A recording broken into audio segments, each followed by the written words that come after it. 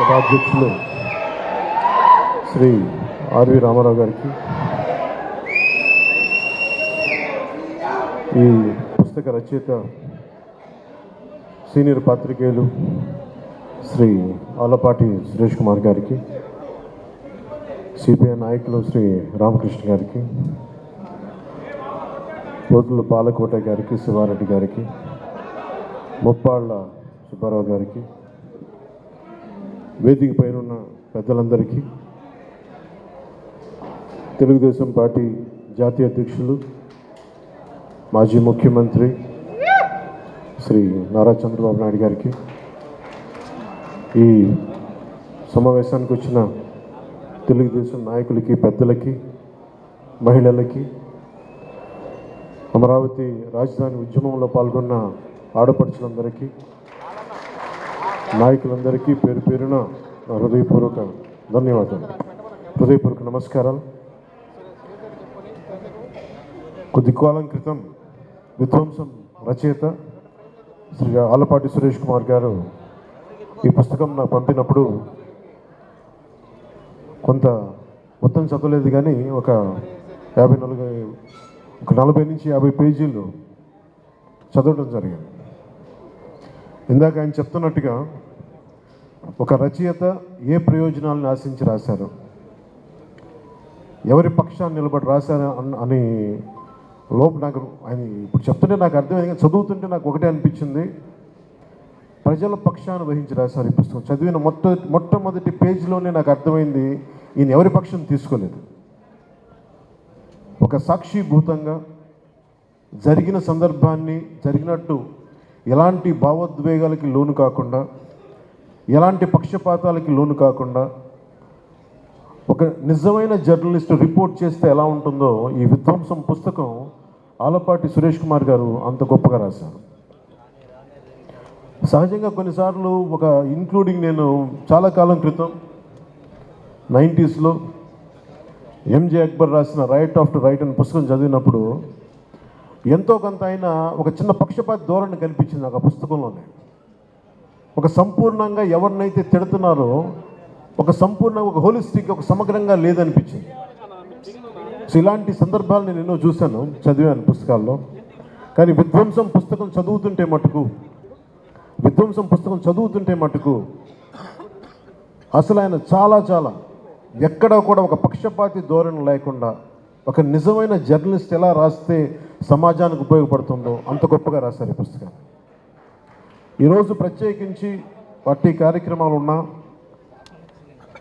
చాలా ఊర్లకి వెళ్ళాలనుకుని ప్రత్యేకమైన ఎక్కడికి వెళ్ళినా కానీ తిరిగి ఈరోజు ఈవినింగ్ 15వ తారీఖుకి తిరిగి రావాలని నిర్ణయం చేసుకొని చాలా బిజీ స్కెడ్యూల్ కూడా ఎందుకు వచ్చానంటే, నాకు ఆలపాటి సురేష్ కుమార్ గారి జర్నలిజం ఆయన మీద ఆయనకున్న కమిట్మెంట్, ఆయనకున్న గౌరవం నన్ను ఈ రోజున సభకు వచ్చేలా చేస్తుంది. ఈ విధ్వంసం పుస్తకం ఇందులో చాలా భాగం ఏదో నేను ఒక అతిథిగా రాలేదు. ఈ పుస్తకంలో పేర్కొన్న పలు సంఘటనల్లో నేను కూడా సాక్షిగా ఉన్నాను. నేను కూడా ప్రత్యక్షంగా అనుభవించిన వాడిని, కొన్ని పరోక్షంగా చూసిన వాడిని.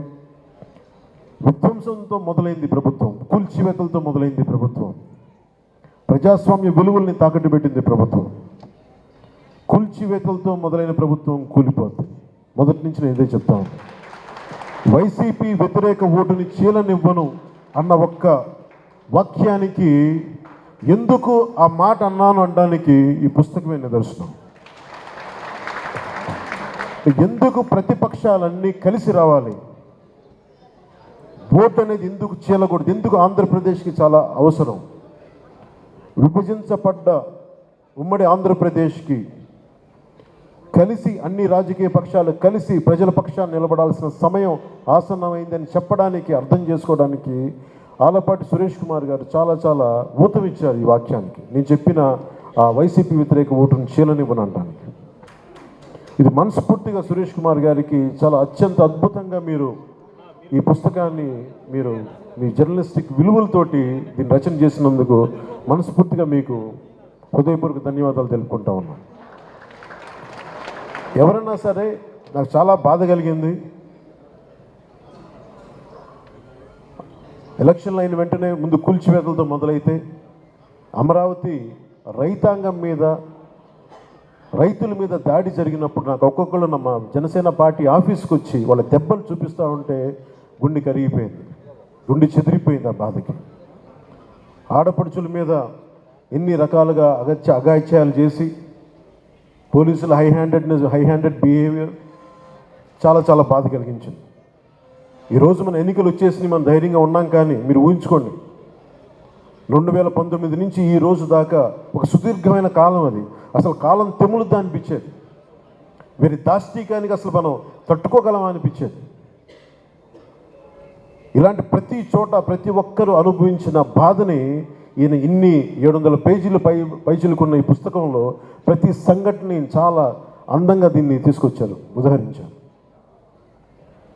ఈ పుస్తకం భారతదేశానికే, ముఖ్యంగా ప్రతి పాలకులకు కూడా ఒక హెచ్చరిక లాంటిది. భవిష్యత్తులో మనం ఎలా ఉండకూడదని చెప్పడమే ఈ పుస్తకం తెలియజేస్తూ ఉంది. ఒక నిజమైన జర్నలిస్ట్, ప్రజాక్షేమాన్ని, ప్రజాస్వామ్యాన్ని ఆకాంక్షించే జర్నలిస్ట్ రాస్తే అది ఎంత బలంగా ఉంటుందో ఈ పుస్తకం చాలా అద్భుతంగా తెలియజేస్తుంది. ఇలాంటి పుస్తకం ఆలపాటి సురేష్ కుమార్ గారికి కూడా ఇది భవిష్యత్తులో దీన్ని ఒక టచ్ స్టోన్, ఒక గీట్రాయిలా తీసుకుంటారు. ప్రతి జనసేన అయితే ఖచ్చితంగా తీసుకుంటుంది. జనసేన తరఫున మాటిస్తూ ఉన్నాను. ప్రజలకు ఎలాంటి ఇబ్బంది కలగకుండా ప్రజాక్షేమాన్ని కాంక్షించే ఒక వ్యవస్థలో భాగస్వామ్యం తీసుకొని ప్రజాస్వామ్యాన్ని బలోపేతం చేస్తామని మనస్ఫూర్తిగా మీ అందరికీ తెలియజేసుకుంటూ, నాకు ఇలాంటి అవకాశాన్ని ఇచ్చిన ఆలపాటి సురేష్ కుమార్ గారికి, అలాగే సభాధ్యక్షులు శ్రీ పివి రామారావు గారికి, ఆర్వి రామారావు గారికి ఒకే ఒక మాట చెప్పి కొన్ని 2 వాక్యాలు చెప్పి ముగిస్తాను. ముఖ్యమంత్రి జగన్ గారు మాట్లాడుతూ ఈరోజు కూడా నా దృష్టికి వచ్చింది, 33,000 మంది ఆడపిల్లలు వైసీపీ వాలంటీర్ల వల్లే అదృశ్యమైపోయారని నేను అన్నానంట. వారికి వివరణ ఇస్తున్నాను. నేను చెప్పింది మీరు డేటాబేస్ కలెక్ట్ మీ వాలంటీర్లు డేటాబేస్ కలెక్ట్ చేయటం వల్ల ఆ డేటా ఎక్కడో హైదరాబాద్లో ఉన్న ఒక కంపెనీకి వెళ్ళిపోయి ఆ కంపెనీ నుంచి లీక్ అది ఎటు వెళ్ళిపోయింది. అదే చెప్పాను తప్ప ఏ రోజు కూడా వాలంటీర్ వ్యవస్థ సంపూర్ణంగా వాళ్ళు చేశారని నేను ఇప్పుడు అనలేదు. వాలంటీర్ల మీద నాకు గౌరవం ఉంది, కానీ కొద్దిమంది వాలంటీర్లు చేసిన తప్పులకి వాలంటీర్ వ్యవస్థ మొత్తం చెడ్డ పేరు తీసుకొచ్చిందని చెప్పాను తప్ప వాలంటీర్ వ్యవస్థ ఏ రోజు కూడా మొత్తానికి చేసిన నేను ఏ రోజు చెప్పలేదు. అది ముఖ్యంగా వాలంటీర్స్గా పనిచేస్తున్న యువతకు ప్రత్యేకించి తెలియజేస్తాను. మీ భవిష్యత్తుకు కూడా మేమందరం అండగా నిలబడి ఉంటామని తెలియజేసుకుంటున్నాం. ఈ ఉద్దేశంలో, ఈ క్రమంలో జగన్ గారు ఒక నిజమైతే చెప్పారు. 33,000 మంది ఆడపిల్లలు ఆంధ్రప్రదేశ్ నుంచి అదృశ్యమైతే అని ఆయనైతే చెప్పారు. ముందు నేను చెప్పినప్పుడు ఎవరు నమ్మలేదు. కేంద్ర హోంశాఖ సహాయ మంత్రి చెప్పిన తర్వాత ఇది బయటకు వచ్చింది, అప్పుడు అందరూ నమ్మారు. ఈ రోజుకి ఒక ప్రెస్ మీట్ పెట్టని వ్యక్తి, నన్ను కానీ నాయకులు తెలుగుదేశం పార్టీ జాతీయ అధ్యక్షులు ఆయన తిట్టడం తప్ప, మా ఇద్దరిని తిట్టడం తప్ప అతనికి వేరే పని లేదు. అలాగే ఆర్వి రామారావు గారు కూడా మీరు ఒకసారి జగన్కి మీరు క్లాస్ వారి గురించి ఒక చిన్న పాఠం తీసుకోవాలి. ఆయనకి ఇన్ని ఇసుక రీచ్లు ఉంటే అనేక సర్పంచ్లు కానీ ఎంపీటీసీలు కానీ ప్రతి మండల స్థాయి వ్యక్తులు చాలామందికి ఉపయోగపడే ఒక ఇసుక రీచ్ల్ని ఆయన ఒక కంపెనీకి దారాదత్తం చేసిన వ్యక్తి. ఒక కంపెనీకి దారాదత్తం చేసిన వ్యక్తి ఈ రోజున క్లాస్ వార్ గురించి మాట్లాడతాడు. ఎంటైర్ మైనింగ్ని కొద్దిమందికి అసలు దాదాపు ఈ పుస్తకంలో చెప్పిన 2,600 కోట్ల ఎంతో పైచీలకు అన్యాయం జరిగింది, ట్యాక్స్ రూపంలో రావాల్సింది కేవలం కొద్ది కంపెనీలకి, కలెక్షన్ కంపెనీలు కట్టుబెట్టారని చెప్పిన ఇది కూడా ఉదాహరించారు మన సురేష్ కుమార్ గారు. ఇలాంటి కోకలు.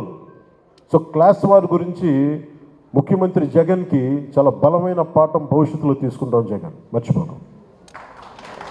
ఏ అమరావతినైతే, ఏ ప్రజలనైతే, ఏ ఆంధ్రప్రదేశ్ ప్రజలనైతే మీరు హింసించారో, ఏ ప్రజలనైతే మీరు విధ్వంసానికి గురి చేశారో, జీవితాలని చిన్న భిన్నం చేశారో, గుర్తుపెట్టుకోండి జగన్.